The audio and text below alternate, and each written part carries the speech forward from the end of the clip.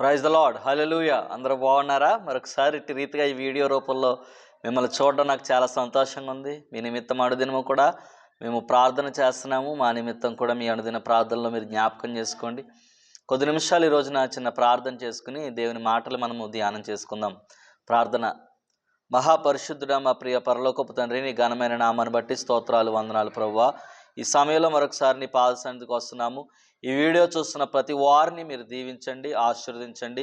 నీ మేలుతో నింపి మీరే మహిమా ఘనత ప్రభావములు పొందమని ప్రభువును రక్షకుడైన యేసు నామమున అడిగి వేడుకుంటున్నాడు పరమ తండ్రి. Amen, amen, amen. కొద్ది నిమిషాలు ఈ రోజున మరలా దేవుని మాటలు మనము ధ్యానం చేసుకుందాం. అపోస్తుడైన పౌలు రాసినటువంటి కొరింథీయులకు రాసిన 2వ పత్రిక 10వ అధ్యాయము 11వ వచనము. మేము మీ ఎదుట పత్రికల ద్వారా మాటల యందు ఎట్టివారమై ఉన్నామో, ఎదుట ఉన్నప్పుడు క్రియ యందు అట్టివారమై ఉన్నామని అట్లనువాడు తలంచుకొనవలను. తమను తామే మెచ్చుకొనుచు కొందరితో జతపరుచుకొనుటకైనను వారితో సరిచూచుకొనుటకైనను మేము తెగింపజాలము గాని, వారు తమలోనే ఒకరిని బట్టి ఒకరు ఎన్నిక చేసుకుని ఒకరితోనొకరు సరిచూచుకునుచున్నందున గ్రహింపు లేక ఉన్నారు. ఇక్కడ మనం చూసినట్లయితే క్రైస్తవులకి లేకపోతే దైవజనులకి దేవుడిచ్చినటువంటి వరాలు, ఆత్మ సంబంధమైన వరాలు, వివిధమైనటువంటి వరాలు ఉన్నాయి. అందరూ ఒక్క రీతిగానే ఉన్నారా అంటే లేరు. దేవుడు వారికి వారి పరిమాణము చెప్పున, వారి వారి విశ్వాసము చెప్పున అనుగ్రహించినటువంటి ఆత్మఫలాలు కానీ, ఆత్మవరాలు కానీ, కొందరికి వివేచనా శక్తి, కొందరకు భాషలు మాట్లాడే శక్తి, కొందరకు దేవుని యొక్క లేఖనాలను వివరించగలిగినటువంటి జ్ఞానంతో కూడిన శక్తిని దేవుడు కొన్ని కృపావరాలను విభజించి మనుషులకు పంచిపెట్టాడు. కనుక ఇక్కడ అంటున్నాడు, మేము ఇతరులతో కంపేర్ చేసుకోకూడదు. ఇక్కడ అదే చెప్తున్నాడు, మేము మీ పత్రికల ద్వారా మా మాటలలో ఎలా ఉన్నామో మా ప్రవర్తనలోనూ అలాగే ఉన్నాము. మేము రాస్తున్న ఈ పత్రికల్లో మా మాటలు ఎలాగున్నాయో మా ప్రవర్తన కూడా అలాగే ఉంది. ఈ రోజున చాలామంది మాటలు చెప్తారు కానీ వారి ప్రవర్తన సరిగా ఉండదు. దేవుని పట్ల భయభక్తులు కలిగి ఉన్నాము, ఉపవాసాలు చేస్తున్నాము, ప్రార్థన చేస్తున్నాము అని చెప్తారు, మాటలే చెప్తారు కానీ వారి ప్రవర్తన దేవుని ఎదుట సరిగా ఉండదు. మనం చూసినట్లయితే సుంకరి పరిసయ్యుని ప్రార్థన. పరిసయ్యుడు ఎంతగానో మాటలే చెప్తున్నాడు, నేను ఉపవాసం ఉంటున్నాను, లేకపోతే అది చేస్తున్నాను, ఇది చేస్తున్నాను, ఇది చేస్తున్నాను, అది చేస్తున్నాను, చాలా ప్రగల్భాలు పలుకుతున్నాడు. కానీ క్రియలు లేకపోతే ఆ ప్రవర్తన దేవునికి నచ్చే విధంగా మాత్రం ఆ ప్రవర్తన లేకుండా పోయింది. కాబట్టి మాటల యందు ఎట్లున్నామో మా ప్రవర్తన యందు కూడా అట్లే ఉండాలి అని మేము నిర్ణయం తీసుకున్నాం అని ఇక్కడ అపోస్తలుడైన పౌలు చెప్తున్నాడు. కాబట్టి తమ్మును తామే మెచ్చుకుని కొందరితో జతపరుచుకైనను వారితో సరిచూచుటకైనను మేము తెగింపజాలము. వారు తమలో ఒకరిని బట్టి ఒకరు ఎన్నికలు వేసుకుని ఒకరితో ఒకరు సరిచూచుకునిచున్నందున గ్రహించుకోలేకపోతున్నారు.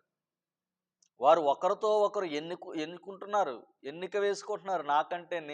నాకంటే ఎవడు, నేనే గొప్పవాడిని, నేనే జ్ఞానిని అనుకుంటున్నారు. యెషయా గ్రంథం 5వ అధ్యాయంలో అంటాడు, నేను జ్ఞానిని కదా అని నువ్వు అనుకోవద్దు.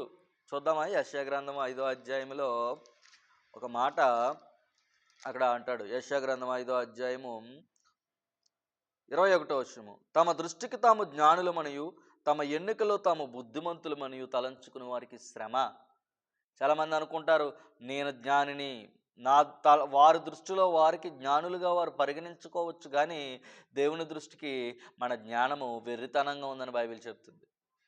మనుషుల జ్ఞానము దేవుని దృష్టికి వెర్రితనంగా ఉందని పరిశుద్ధ లేఖనాలు చాలా స్పష్టంగా తెలియజేస్తున్నాయి.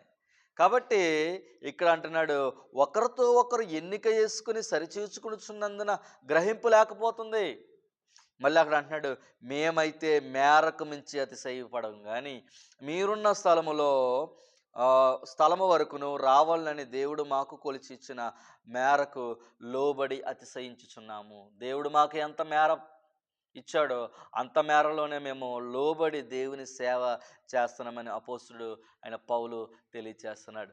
కాబట్టి ఈ రోజున మనము దేవుడు మనకి ఎంత మేర నియమించాడు, మనం ఎంతటి వారము, మన అర్హత ఏమిటి, మన స్థాయి ఏమిటి అని మనం తెలుసుకోవాలి. మన స్థాయిని బట్టి మనము దేవుని యొక్క విధి విధానాలలో నడవాలి తప్ప మనము ఇతరులతో పోల్చుకోకూడదు. దేవుడు వారిని ఆశీర్వదించిన విధానం వేరు, దేవుడికి వారికి ఇచ్చినటువంటి ఆశీర్వాదాలు వేరు, దేవుడు లేకపోతే ఇతర దైవ సేవకుడికి ఇచ్చినటువంటి వాక్య జ్ఞానం వేరు, దేవుడు మనకి ఇచ్చినటువంటి వాక్య జ్ఞానం వేరు. కాబట్టి మనకు ఇచ్చినటువంటి మేరలో మనము పని చేసుకుంటూ మనము దేవుని పనిలో నమ్మకంగా సాగిపోతే దేవుడు మన పనిని ఇంకనూ ఆశీర్వదిస్తాడు. కనుక దేవుని లేఖనాలు చెప్తున్నాయి, మేము క్రీస్తును ప్రకటించడానికి సిద్ధంగా ఉన్నాం అంటున్నాడు.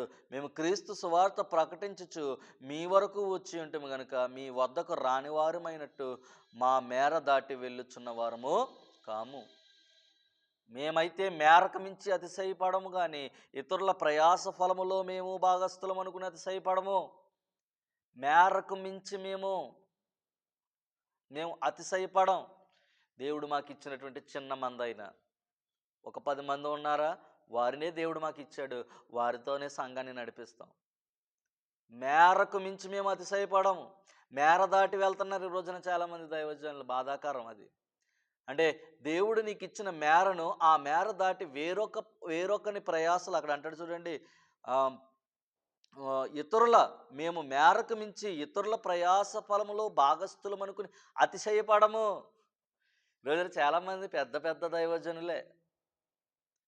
దైవజనులే ఇతరులను రక్షించిన వారిని ఆకర్షించుకుంటూ, ఇతర దైవజనుడు రక్షించిన వారిని ఆకర్షించుకుంటూ, చిన్నవారు నోరు తెరిచి మాట్లాడలేని చిన్న దైవజనులను చులకనగా చూస్తూ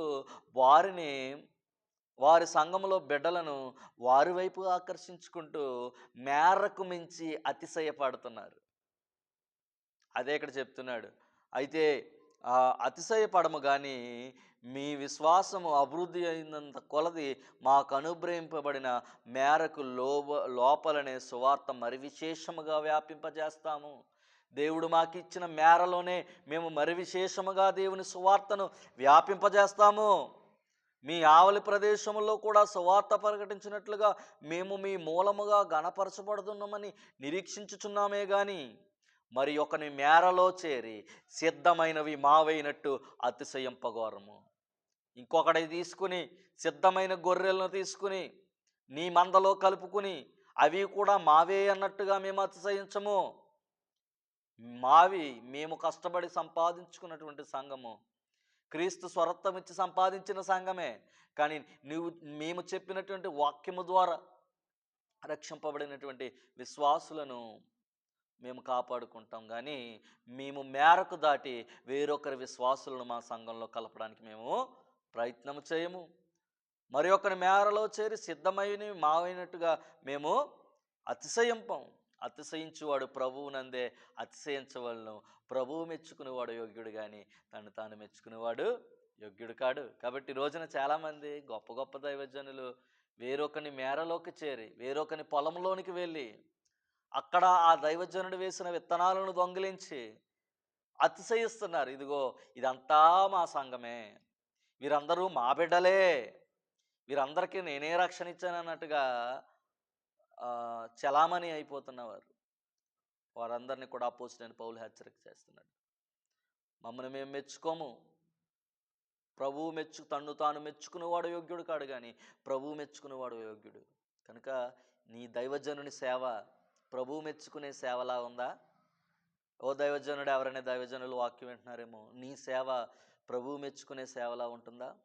నాకంటే పెద్దవారు ఉన్నారు, వారికి చెప్పదగ్గవాడిని కాదు, కానీ మరి మీ సేవ ప్రభువు మెచ్చుకునే సేవలాగా మీ సేవ ఉంటుందా అని ఒక సహోదరుడిగా మిమ్మల్ని హెచ్చరిక చేస్తున్నాను. నన్ను కూడా నేను హెచ్చరించుకుంటున్నాను. దేవుడి మాటలు దీవించునుగాక. చిన్న ప్రార్థన చేస్తాను. మహాపరిశుద్ధుడా, మా ప్రియ పరలోకపు తండ్రి, నీ ఘనమైన నామాన్ని బట్టి నీకు స్తోత్రాలు, వందనాలు ప్రభువా. మేము ప్రభువా ఒక సేవకులుగా లేకపోతే విశ్వాసులుగా ప్రభువా ఇదిగో నీవు మెచ్చుకునే సేవలు మేము చేయడానికి నీ కృపను అనుగ్రహించండి. మమ్మల్ని ఇంకనూ బలపరచండి, నీ మేలుతో నింపండి. ఈ వీడియో చూస్తున్న ప్రతి వారిని కూడా మీరు దీవించి ఆశీర్వదించి నీవే మహిమాగణత ప్రభావములు పొందమని ప్రభువును రక్షకుడని యేసు నామమున అడిగి వేడుకుంటున్నాను పరమ తండ్రి. ఆమేన్, ఆమేన్. అందరికీ ప్రైజ్ లాడండి.